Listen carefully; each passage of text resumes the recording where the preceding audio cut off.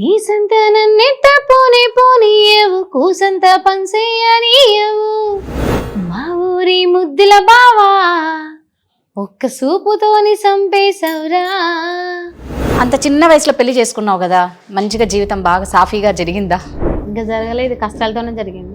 ఇంకా మా ఆయనకి యాక్సిడెంట్ అయినా కానీ జీవితం తల్ల కింద అయిపోయింది మొత్తం. 25 కేజెస్ బియ్యం రైస్, ఒక ఆయిల్ డబ్బా, ఒక 2 కేజీల ఆనియన్స్, 1 కేజీ చింతపండు, వీటికి బాక్సుల పట్టుకొచ్చి తీసుకునే కానుండి మా ఇంటి వరకు పిల్లలు నన్ను నిలబెట్టించి మొత్తం లైవ్ షో చూపించినట్టు మీరు సాయం చేస్తే చెప్పండి. మీరు చేసేది రవ్వంతా 1000 రూపాయలు సాయం చేసి ఒక 100 కోట్లు ఇచ్చినట్టు, 1 లక్ష రూపాయలు ఇచ్చిన 10 లక్షలు ఇచ్చినట్టు చెప్తే జనాలు ఏమనుకుంటారు?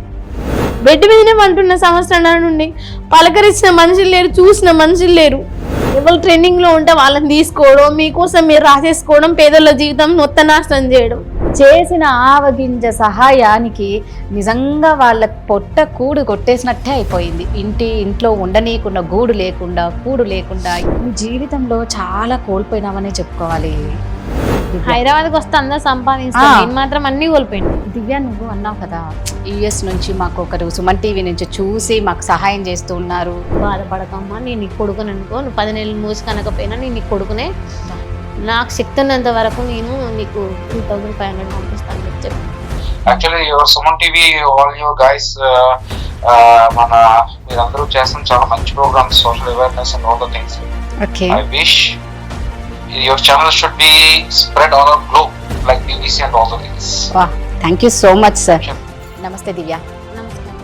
దివ్య జ్యోతి అంటే చాలా మందికి బాగా తెలుసు. పల్సర్ బైక్ సాంగ్ ఒక ఫిమేల్ వాయిస్తో వచ్చింది కాబట్టి ఎన్ని కామెంట్స్ ఉంటాయంటే దివ్య జ్యోతికి స్వీట్ వాయిస్, ఎంత బాగా పాడుతుంది అని.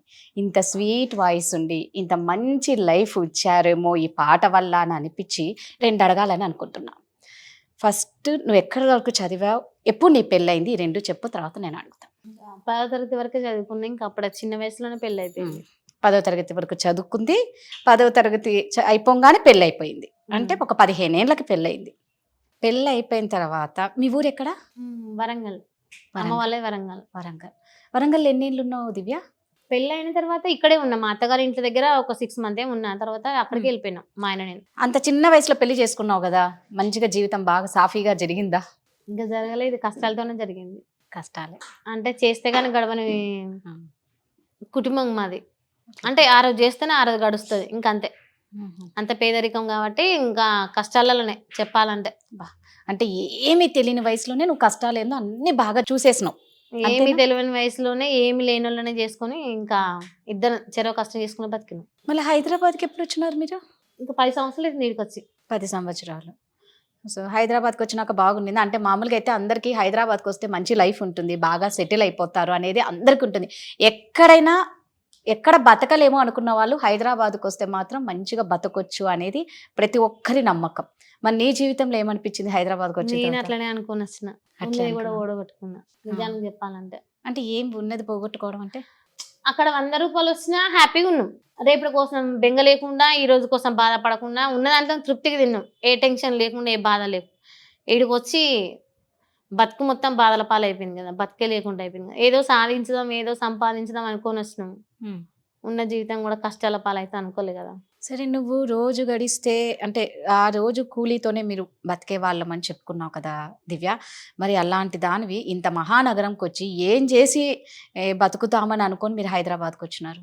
నేను హైదరాబాద్కి వచ్చిన గోల్ ఏంటంటే, వాస్తవం చెప్పాలంటే టీవీలు చూస్తూ ప్రోగ్రామ్ చూస్తూనే వచ్చిందండి. మాడన్ మహాలక్ష్మి, ఇస్మార్ట్, అది మన స్టార్ మహిళ, మళ్ళీ తీన్మార్ వార్తలు, లాంగ్వేజ్ నచ్చి ఇవి బాగా ఎక్కువ. ఇప్పటి వరకు కూడా మా ఆయన తీన్మార్ వార్తలు వదిలిపెట్టాడు, ఈ రోజు వరకు కూడా. అట్లా చూసి మేము ఇంత చక్కగా మాట్లాడతాం కదా, ఇంకా మా లాంగ్వేజే కదా అన్న ఆశ కొద్దీ సాధించలేమా, ఏదో ఒకటి ఖచ్చితంగా సాధిస్తాం అన్న ఆశ కొద్దీ వచ్చినాం. అంటే టీవీలో కనిపిస్తాము వీళ్ళలాగా, మాకు టాలెంట్ ఉంది అనుకొని వచ్చిన. జీ తెలుగులో హ్యాడ్ ఇచ్చిరు, హ్యాడీని చూసి వచ్చిన. ఆల్రెడీ అక్కడికి వెళ్ళిపోయినా, కాకపోతే అప్పుడున్న పొజిషన్లో నాకు ఫోన్ లేదు, వాళ్ళ దగ్గర ఉండి ఏ ఫోన్ వచ్చిందో రాలేదో తెలియదు, కానీ ఇంకా ఆశ కొద్ది అయితే వచ్చినాం. ఏమైనా ట్రై చేసినావా? మళ్ళీ చాలా చేసిన. అప్పటి నుండి నేను ట్రై చేస్తూనే ఉన్నా. ఎక్కడ ఇప్పుడు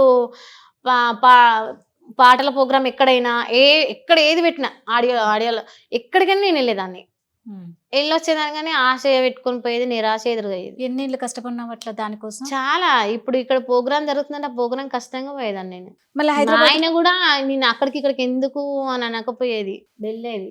చిన్న చిన్న క్యారెక్టర్లు కూడా చేసేది నేను, పని చేస్తూ ఎవరు ఇచ్చినా కూడా చేసేది.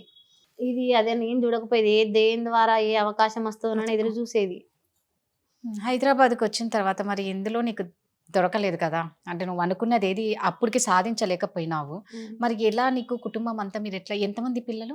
2 పాపలు. మరి ఎట్లా మీరందరూ ఎలా గడిపేవాళ్ళు జీవితాన్ని? లేదు, మా ఆయనకి యాక్సిడెంట్ కాకముందుకి ఇద్దరం చేసేవాళ్ళం, బాగానే ఉండేవాళ్ళం. మా ఆయన డ్రైవరు, ఇక్కడికి రాకముందుకు ఆటో నడిపించేది. మాకు అక్కడ 2 ఉండేది. అక్కడ వచ్చిన 100 రూపాయలైనా సంతోషంగా ఉండేది, హ్యాపీగా ఉండేది ఊర్లో. నేను పత్తేర పోయినా, పనికి పోయినా, చిలక పనులు పోయినా, 50 రూపాయలు వచ్చినా 100 రూపాయలు వచ్చినా, ఆయన ఆటో నడిపితే 200 వచ్చినా కూడా హ్యాపీగా ఉండేది. అక్కడ వదిలేసుకొని ఇక్కడికి రావడం, ఇంటి రెంట్కి వెళ్ళకపోవడం. ఆయనకు పని చేసి నేను పని చేసినప్పుడు స్టార్టింగ్ వచ్చినప్పుడు ఒక 1 ఇయర్ దాకా బాగా దెబ్బతిన్నాం. అంటే చేయి తిరగకపోయింది, ఇద్దరం పని చేయక, అవకాశాలు రాక, తిరగడం. 20 రూపాయలు ఉన్నా కూడా 20 రూపాయలు పట్టుకుంటే కూరగాయలు వస్తాయని తెలిసినా కూడా ఆ 20 రూపాయలు పట్టుకుని మా ఆయన నన్ను పంపించేది, ఎక్కడ అవకాశం వస్తుందని. రాకపోయేది, ఇద్దరం కలిసి పని చేసేది. ఆయన చేసేది, నేను చేసేది. నేను ఒకడ ఆయన ఒకడ చేసే, ఇద్దరు జీతంతో ఇంటి రెంటు, ఇంట్లో గడవడం, అట్లా మంచిగానే చేసుకున్నాం. ఇంకా మా ఆయనకి యాక్సిడెంట్ అయినా కానీ జీవితం తల్ల కింద అయిపోయింది మొత్తం. ఇక్కడ హైదరాబాద్కి వచ్చినాక యాక్సిడెంట్ అయింది. యాక్సిడెంట్ అయింది. జెమిని ఛానల్ చేసేటప్పుడు ఎక్స్ట్రా ఆఫీస్ అని కింద ఉండే, జెమిని ఛానల్ కిందనే, జెమిని ఛానల్లోనే ఆ పైన ఆఫీస్, జెమిని ఛానల్ కింద ఎక్స్ట్రా ఆఫీస్ అని ఉండే. ఆ ఎంప్లాయీతో బయటికి పోతే ఆయనకు తలకి యాక్సిడెంట్ కావడం, ఇంకా ఆయన కోమాలకి వెళ్ళిపోవడం, ఆయన బతకడని చెప్పడం. ఇంకా అప్పుడు ఊరికి వెళ్ళి వేసుకపోయినాం. ఆయనకు చాలా డబ్బులు అయినాయి. ఐసీలో 9 రోజులు పెట్టిండు, ఒక్క రోజుకి 1,00,000 రూపాయలు అట్లా పెట్టడం. ఇంకా అది అయిపోయినాక కోలుకున్నాక మళ్ళీ 1 ఇయర్ తర్వాత మళ్ళీ హైదరాబాద్కి వచ్చిన. ఇక్కడ ఉంటే ఇక నేను ఒక్కదాన్ని చేయాలి కదా, అక్కడైతే ఇక ఇంత ఆఫీస్లో పని చేస్తున్నాను, నీడ పట్ల ఇంత జీతం వస్తుంది కదా అని ధైర్యం కొద్దీ మళ్ళీ ఇక్కడికి వచ్చినాక మళ్ళీ ఆయన కొంచెం కవర్ అయిపోయినాక మళ్ళీ 2 ఇయర్స్ తర్వాత మళ్ళీ కాలు ఇరిగింది. మళ్ళీ రెండోసారి? ఫస్ట్ టైం మళ్ళీ కాలు ఇరిగింది, తలకు ఫస్ట్ అయిపోయింది. అదే యాక్సిడెంట్ రెండోసారి అయింది. అంటే ఇక రెండోసారి కాలు ఇరిగినాక మళ్ళీ ఆయనకు ఆపరేషన్ చేయించినాక చూసుకునే వాళ్ళు లేక, ఆయనను పట్టించుకునే వాళ్ళు లేక, నేను పొద్దున 7 గంటలకు వెళ్తే సాయంత్రం 5:30కి వచ్చేది డ్యూటీకి వెళ్తే. ఇంకా ఆయన బాత్రూమ్కి అది అని చెప్పి, ఆడపిల్లలు అని చెప్పి చూసుకునే వాళ్ళు లేక, ఆయన నడుచుకునే వాళ్ళు లేక, గోడ పట్టుకొని నడవడం, లేవడం, కూర్చోవడం, దానివల్ల కదిలిక అయిపోయి ఆపరేషన్ ఫెయిల్ అయిపోయింది. అప్పుడు నువ్వు అంటే మీ ఆయన ఉద్యోగం చేస్తూ మీ ఆయనను చూసుకునే దాన్ని? చూసుకునే టైం టు టైం మెడిసిన్స్ వేయడం, చూసుకోవడం, కరెక్ట్గా బాధ్యతగా చూసుకునే వాళ్ళు లేక ఆపరేషన్ ఫెయిల్ అయిపోయింది. ఇంకా ఆయనకు చేయలేక, బయట చేయలేక, సరిగా నిద్ర లేక, నేను టైర్డ్ అయిపోయి, నాకు రక్త కణాలు తగ్గిపోయి, మళ్ళీ ఆయన సెకండ్ టైం ఆపరేషన్ ఫెయిల్ అయ్యేసరికి హాస్పిటల్లో నేను 2nd ఫ్లోర్లో ఉన్నా, మా ఆయన 3rd ఫ్లోర్లో ఉన్నాడు. నీకేమైంది? తెల్ల రక్త కణాలు తగ్గిపోయి ఫీవర్ బాగా వచ్చి నేను అడ్డం పడిపోయినా.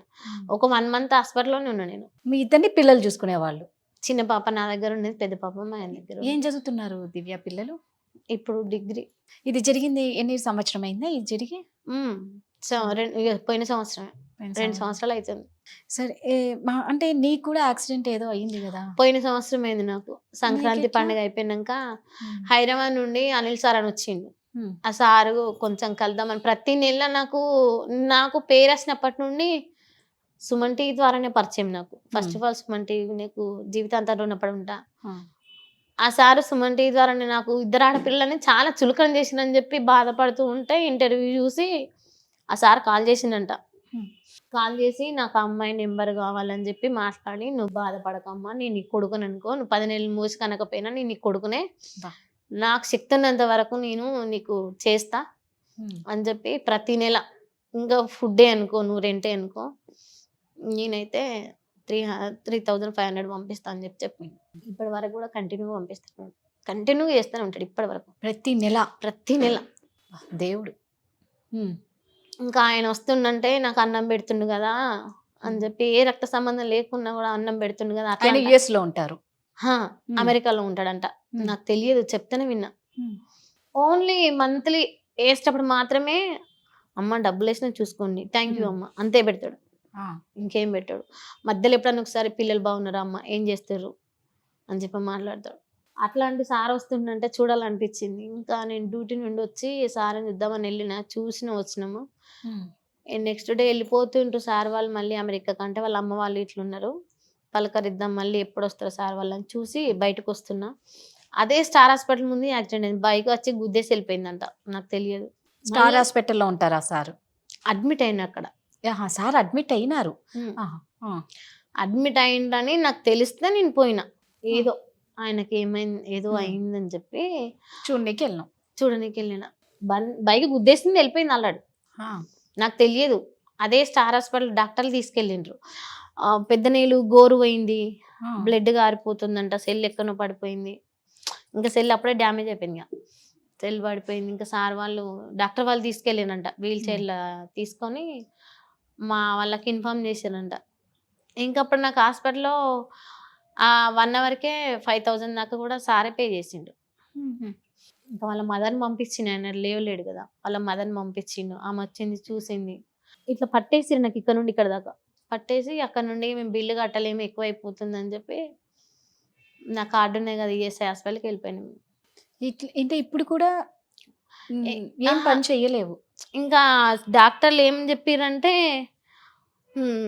నరాలు కొంచెం దెబ్బతిన్నాయి, ఎన్ని పూసబొక్క కూడా తాకింది, బెడ్ రెస్ట్లో ఉండాలని చెప్పి అన్నారు. ఇప్పుడు అది బ్యాక్ పెయిన్ ఎక్కువ అయిపోయింది, దానివల్ల ఇంక ఇబ్బంది ఎక్కువ అవుతుంది. గట్టిగా నడవడం, గట్టిగా మాట్లాడితే కూడా బోన్స్ వెనుక పూసబొక్క నోయడం, ఇటు సైడ్ మస్తు బ్యాక్ పెయిన్ వస్తుంది, ఈ కాలు చెయ్యి చెప్పిరు డాక్టర్లు. దీనివల్ల ఎఫెక్ట్ పడి కాలు చెయ్యి పడిపోయినా కూడా చెప్పలేమమ్మా, జాగ్రత్తగా ఉండాలని చెప్పిరు. నరాల తాకింది కదా అని చెప్పి. ఎప్పుడు జరిగింది దివ్య ఇది? పోయిన సంవత్సరం జరిగింది. ఇప్పుడు సంవత్సరం నుంచి ఏం చెయ్యట్లేదు నువ్వు? ఇంకా నేను హాస్పిటల్కు మొన్న జనవరిలో బాగా పెయిన్ వచ్చింది. జనవరిలో బాగా పెయిన్ వస్తే నేను అప్పటి నుండి ఇంకా మా అత్తగారి మా ఇంటికే వెళ్ళిపోయినా. నేను ఇక్కడ లేను, అక్కడ మా ఊర్లోనే ఉన్నా. ఇంకా ఇబ్బంది బాగా అవుతుంది, 2nd ఫ్లోర్ నుండి హాస్పిటల్ పోవాలన్నా దిగాలన్నా ఇబ్బంది అవుతుందని మా ఊరికి వెళ్ళిపోయి అక్కడే ఉన్నా. మొన్ననే మళ్ళీ ఇక్కడికి వచ్చిన. ఇంకప్పటి నుండి నన్ను చూడడానికి కాంటాక్ట్ వాళ్ళు కానీ ఎవ్వరు, మామూలుగా మా సార్ వాళ్ళు కానీ అసలు పలకరించను కూడా పలకరించలేదు, చూడని కూడా చూడలేదు. నేనే డ్యూటీకి వస్తా, మరి ఇంట్లోకి ఇబ్బంది అవుతుందని ఇన్ఫార్మ్ చేసినా కూడా ఏం రెస్పాండ్ అవ్వలేదు, ఫోన్ చేసి కూడా మాట్లాడలేదు. అంత ముందుకు నాకు పేరు వచ్చినప్పుడేమో నీకోసం ఇంటర్వ్యూ కావాలంటారు, ఇది కావాలంటారు, ఈవెంట్లకు అటు ఇటు పోతున్నావు నువ్వు పోకూడదని చెప్పి సెల్ తీసుకోవడం. 2-3 సార్లు టార్గెట్ చేసి మస్తు నానా టార్చర్ పెట్టారు. మామూలుగా టార్చర్లు కదా అవి. నాకు ఫోన్ ఇవ్వకపోయేది, అవకాశాలు వచ్చిన ఫోన్ ఇవ్వకపోయేది.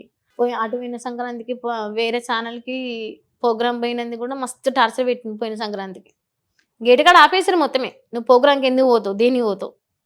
వాళ్ళ చుట్టూ కుక్కలా తిరిగినా కూడా అవకాశం ఇవ్వకపోయేది, నన్ను బయటకు పోనీయకపోయేది, 1 అవర్ పర్మిషన్ ఇవ్వకపోయేది.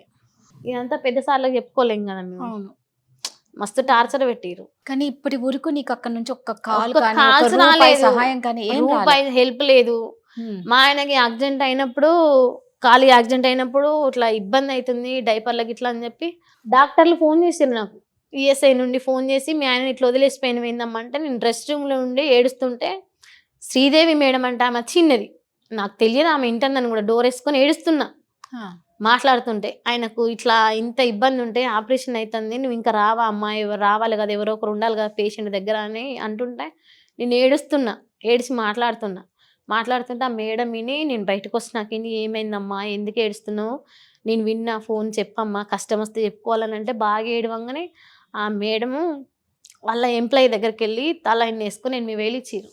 అప్పుడు ఇస్తే ఆమెకి ఎందుకు డబ్బులు ఇస్తామని కూడా గొడవలు పెట్టిరు.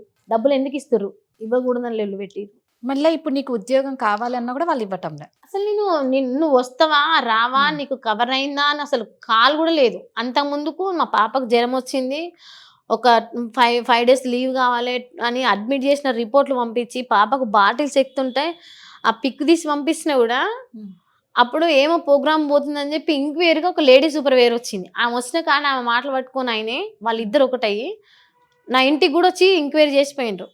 ఈమె నిజంగానే బిడ్డకు జ్వరం వచ్చిందా, నిజంగానే ఫీవర్ ఉందా పాపకి, నాకు పర్మిషన్ ఇచ్చినట్టే ఇచ్చి నన్ను ఇంటికి పంపించి నా వెనకాల 1/2 అవర్ తర్వాత నా ఇంటికి పంపించారు. వచ్చే వాళ్ళైతే నాతోనే రావాలి కదా చూడనీకి. అవును, అట్లా ఎంక్వైరీ చేసిర్రు. నేను నా పాప బాగాలేదు నేను వెళ్తున్నా అని చెప్పి సార్లను అడిగి ఇంటికి వచ్చినాక ముందు పంపించి వెనకాల గేమ్ ఆడి నా ఇంటికి అట్లా పంపించేది చూడనీకి, నిజమేనా ఏమైనా ప్రోగ్రాంలో పోతుందా అని. అట్లాంటప్పుడు నిజంగా నాకు యాక్సిడెంట్ అయింది. యాక్సిడెంట్ అయిన నైట్ తెల్లరగట్ల వెంటనే పిక్ తీసి పంపిస్తున్న హాస్పిటల్ ఉండగానే నా పొజిషన్ ఇట్లుంది, నాకు యాక్సిడెంట్ అయింది అని చెప్పి. ఒక్కరు కూడా రాలే ఇంటికి చూడనీకి. డ్యూటీలో ఉన్నా కూడా ఒక్కరు రాలే, ఒక్కరు అడగలే, ఒక్క రూపాయి సహాయం కూడా లేదు నీకు? లేదు, అసలు పలకరించలేదు. నేను ఫోన్ చేసి ఇంట్లోకి ఇబ్బంది అయితే నేను మెల్లగా వస్తా, ఓన్లీ క్యాంటీన్లో ఉండనే చూసుకుంటా, ఇట్లా క్యాంటీన్ ఒక మనిషి సపరేట్ ఉండాలి కదా, నేను వస్తా అని కూడా అడిగిన. అడిగితే సూపర్వైజర్కి అడిగితే ఆయన పోయి ఆ లేడీ సూపర్వైజర్ ఒక వచ్చింది, ఆమె పోయి ఇంకొక రామ్ సార్ అంటే ఆయన చేసేదంతా సూపర్వైజర్ కూడా రామ్ సారే అక్కడ నడిపించేదంతా. గేమ్ అంటే గేమ్ మామూలుగా ఆడలేదు. నాకు సంక్రాంతి పాట వచ్చిందని చెప్పి చుట్టూ తిరిగినా కూడా అసలు సెకండ్ ఫ్లోర్ నుండి ఫస్ట్ ఫ్లోర్ నుండి సెక్రటరీ దగ్గరికి కుక్కలాగా తిప్పించుకున్నారు తప్ప నాకు అవకాశం పోనీయాలి, బయటకు అస్సలు రానియాలి. వాళ్ళ 4-5 పాటలు కూడా వదిలేసుకున్నా. నువ్వు ఎందుకు వెళ్తావు ఈవెంట్లకి? దేని రజనీకాంత్ సార్ వచ్చేమో వెళ్ళమ్మా మంచి ఫ్యూచరు, నీకు ఏది కావాలంటే అది చేస్తారు. పాప మా సార్ మంచిగా చెప్పేది, వెళ్ళమ్మా వస్తున్నాయి అవకాశాలు. అంత పెద్ద సార్ వస్తున్నట్టు నేను సైడ్కి జరిగినా కూడా ఆయన ఒక 5 minutes ఎదురు నిలబడి మాట్లాడేది. అంత పెద్ద ఆయన, నీ లైఫ్ సెట్ అవుతుందమ్మా, వెళ్ళు, ఎక్కడ అవకాశాలు వచ్చినా వెళ్ళు, ధైర్యంగా వెళ్ళని చెప్పేది. వీళ్ళు మాత్రం కావాలని తొక్కేసిండ్రు. సెక్యూరిటీ దగ్గర ఫోన్ పెట్టడం, నీకు ఎక్కువ నాన్ స్టాప్ ఫోన్లు వస్తున్నాయి, నువ్వు బయట అదే చేసుకోవచ్చు కదా, ఇక్కడ ఎందుకు చేస్తున్నావు, దేనికి చేస్తున్నావు? అందరి ఫోన్లు అక్కడ పెడతారా, నీ ఫోన్ అట్లా నేను అడిగేసరికి వాళ్ళే పెట్టించిండు. నేను అడిగేసిన, ఇప్పుడు నాకు అవకాశాలు వస్తున్నాయి, ఇట్లా ఎందుకు చేస్తాను సార్? వారంలో 1-2 వస్తాయి, ఎప్పటికీ పండుగలు రావు. పండుగలు వచ్చినప్పుడు మాత్రం అవకాశాలు వస్తాయి. అది కంటిన్యూగా నాకు 10-15 పాటలు అయితే కాదు కదా, 1-2 వస్తుంది. వచ్చేటి సాయంత్రం డ్యూటీ అయిపోయినాక వచ్చేటి అయితే పోతా. డ్యూటీలు ఉండగా వచ్చే అవకాశం అయితే మీరు కొంచెం జాలి చూపించి పంపించండి. నా నోటికాడ బుక్క లాకండి సార్ అంటే, నీకు అవకాశం వచ్చినప్పుడు పోతేంది అంటే అది లైఫ్ ఎప్పటికి ఉండేది కదా సార్. జీతం వస్తే ధైర్యం, అన్నం పిల్లలకు అన్నం పెట్టుకోవచ్చు కాబట్టి అట్లా కూడా చెప్పేదాన్ని. నాకు బయట అవకాశాలు వచ్చినాక ఈ 10,000కి ఎందుకు చేస్తా సార్, నేను అవకాశాలు వస్తే పోతా కదా, నాకు కూడా ఎదగాలని ఉంటది కదా, అది కంటిన్యూగా వస్తే రావాలి, నాకు తెలియదు కదా. ఈ రోజు ఇట్లుందంటే రేపు ఎట్లుంటుందో తెలియదు కదా సార్, రేపు వస్తే రావో. ఇదైతే డ్యూటీ నెలంతా చేస్తే జీతం వస్తే కదా సార్ అని కూడా చెప్పిన. నువ్వు వాదిస్తావు అనేది ఎక్కువ వాదిస్తావు, ఇట్లనే వాదిస్తావు, వద్దు అనేది పోవద్దు. అక్కడ పోయిందంటే ఇక్కడికి రావద్దు. నువ్వే సంక్రాంతి పాటకి ఒక ఛానల్కి వెళ్ళినా, ఒక ఛానల్కి ఈవెంట్కి వెళ్ళినందుకు నువ్వు అసలు నన్ను సెక్యూరిటీ దగ్గర ఆపేసిర్రు, ఏదో దొంగతనం చేసినట్టు. లోపలికి రానివ్వలేదు, ఇంకా రానివ్వలేదు. అట్లా 3 days ఆపేసిర్రు. నువ్వు ఎందుకు ఆపుతున్నావు, దేనికి ఆపుతున్నావు, నేను ఏం చేసినా ఆపుతున్నావు అంటే, నువ్వు ఎట్లా పోయినావు ప్రోగ్రామ్కి, నువ్వు ఎందుకు పోయినావు ప్రోగ్రామ్కి, అట్లా ఆపేసిర్రు TV9లో. కానీ దివ్య అంటే మామూలుగా నీకు ఆ పల్సర్ బైక్ సాంగ్తో బాగా ఫేమ్ అయిపోయినావు. తర్వాత ముద్దుల మొగుడు బావ అనేది ఒక పాట కూడా పాడినావు, అది కూడా మంచి ఫేమ్ వచ్చింది. కానీ అందరూ ఏమనుకుంటారంటే, ఇట్లా ఒకసారి ఫేమ్ అయిపోతే వీళ్ళకు బాగా డబ్బులు వచ్చినాయి, పేరు వచ్చినాయి, వీళ్ళ లైఫ్ హ్యాపీ, ఇల్లులు కార్లు కొనడం అనేది సహజం, ఎవరైనా ఒక ఊపు వచ్చేస్తుంది అప్పుడు. ఆ ధనలక్ష్మి అనేది అలా వస్తుంది. మరి నీ వరకు లక్ష్మీదేవి కటాక్షం ఎంతవరకు ఉండింది? నాకేం లేదు, ఉన్న పేరు తప్ప వెనకాల ఏం లేదు. అప్పుడన్నా ఇంకా నేను 10,000-11,000 వస్తే జీతం, డ్యూటీ చేస్తే జీతం వచ్చేది, హ్యాపీగా కొంచెం ధైర్యంగా తినేది ఉన్న దాంట్లో. ఇప్పుడు ఆ డ్యూటీ లేదు, ఆ జీతం లేదు, ఆ ఉన్న డ్యూటీ కూడా వాళ్ళు తీసేసిండ్రు. దీని ఇదే సాకు పెట్టుకొని ఇప్పుడు తినడానికి కూడా లేదు నిజానికి చెప్పాలంటే. పిల్లల చదువు ఆగిపోయింది. ఇప్పటి వరకు మా ఇంటి ఓనర్ ఆమెకి మళ్ళీ 8 నెలల రెంట్ ఇవ్వాలి. 7 నెలలు 7 నెలల కరెంట్ బిల్లు, ఇంటి రెంటు. ఆమె నిన్న కూడా ఫోన్ చేసింది, నీకు ఎప్పటికీ కష్టాలు వస్తూనే ఉంటా, నేను ఎప్పటికి చూసుకుంటూ ఉండలేను కదా అని చెప్పి. బయట టాక్ ఏంటంటే ఆమెకు బోల డబ్బు వచ్చింది, ఆమెకు బంగ్లు వచ్చింది, ఆమె ఆగుతలేదు, లెవెలే మారిపోయింది. హైదరాబాద్లో సొంత ఇల్లు లేకుంది, నా రెంట్ నేనే కట్టుకుంటలేను, నేనే రెంట్కి ఇస్తున్నంట బయట. అట్లా అంటారు. నీకు ఆ పేరు వల్ల నీ డబ్బు అంటే నీకు కడుపు కొట్టినట్టు అయిపోయిందేమో. అంతే కదా మరి కదా. తర్వాత నేను ఏదన్నా నాకెవరన్నా హెల్ప్ చేసి డబ్బులు ఇచ్చిర్రు అంటే శ్రీదేవి డ్రామా కంపెనీ వాళ్ళు పిలిపించుకొని ఇచ్చిండ్రు. మళ్ళీ వాళ్ళకు నిజంగా నా హృదయపూర్వక ధన్యవాదాలు చెప్పుకోవాలి. వాళ్ళు పిలిపించి మా ఫ్యామిలీ మొత్తం పిలిపించుకొని వాళ్ళు ఇచ్చిన డబ్బులు నాకు. వాళ్ళ వల్ల నేను 30,000-40,000 35,000 దాకా నేను తిన్నా అంటే ఒప్పుకుంటా.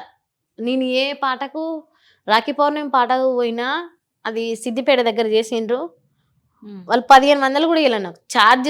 ఛార్జెస్ అన్ని కలిపి ఒక 1500 ఇచ్చింది. నేను ఎవరి దగ్గర ఇంత డిమాండ్ అని అడగలేదు, ఈ పాటకి ఇంత అని అడగలేదు.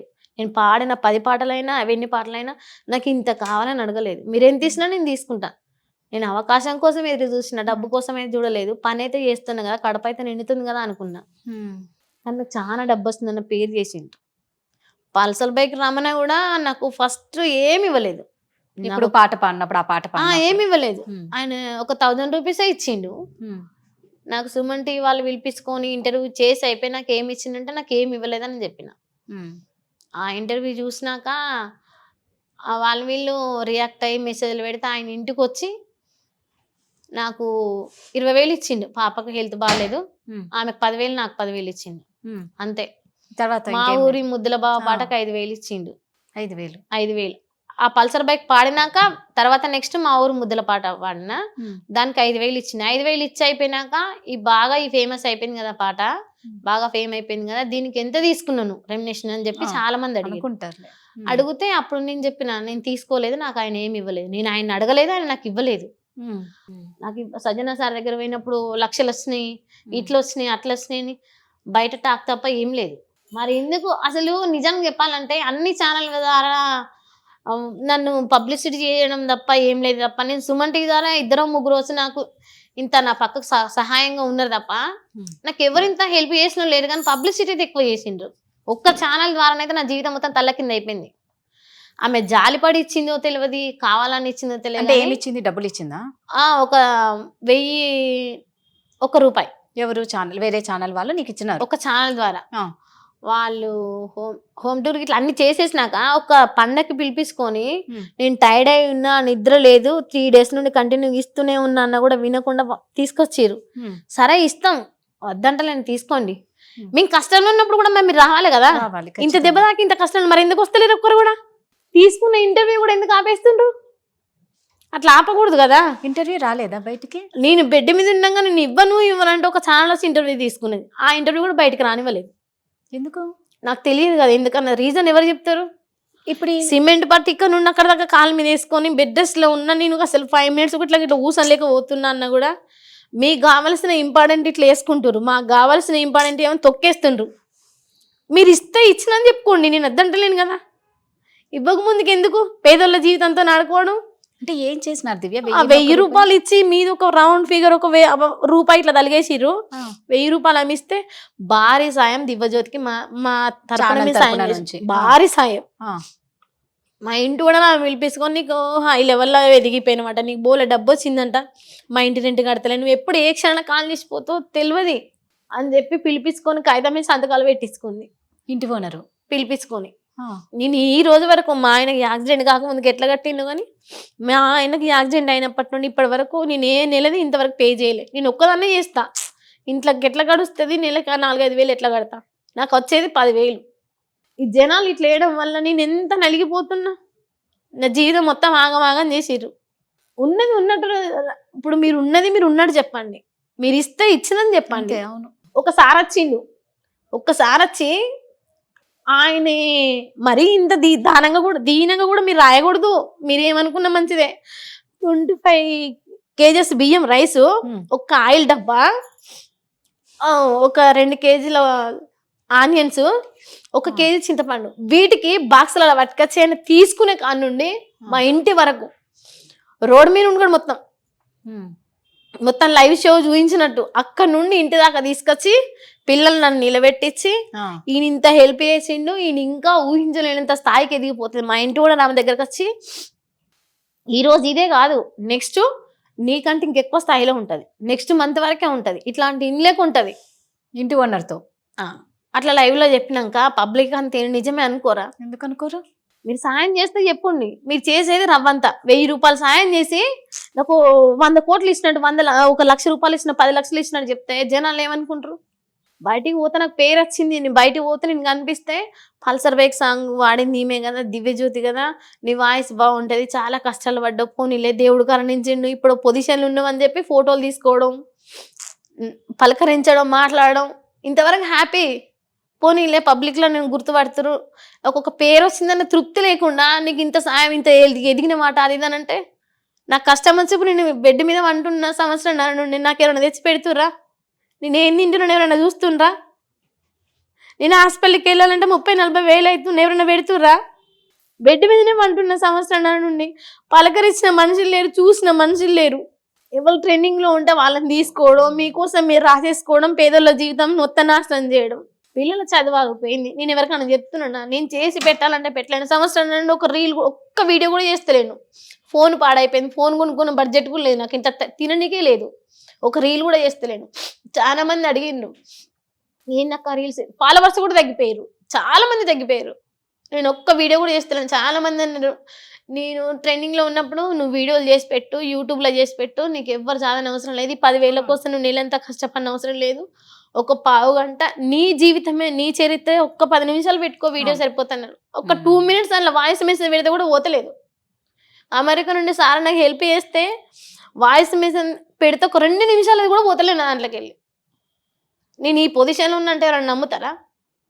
రోల్డ్ గోల్డ్ వేసుకున్న గోల్డ్ వేసుకుంటుంది, కొంచెం అటు ఇటు తిరిగినా కూడా ఈ లెవెల్ మారిపోయింది. 10 రోజులు హెల్త్ బాలకి ఇంట్లో ఉన్నా కూడా పని చేస్తలేరు, వాళ్ళు సంవత్సరం మీద కూర్చొని తింటారు, తరగనంత సంపాదించుకున్నారు.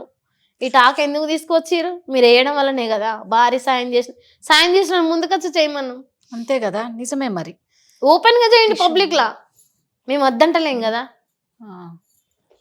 మీరు పెట్టేది 10 మంది తెలవాలనుకుంటే మీరు పిల్లల ఫ్యూచర్కు ఇప్పుడు మీరు చేయబట్టి మరి వాళ్ళకి ఇప్పుడు మీరు భారీ సాయం చేసినారు. నేను పిల్లలకు నెలకు 40,000 ఫీజు పెద్ద ఆమెకు.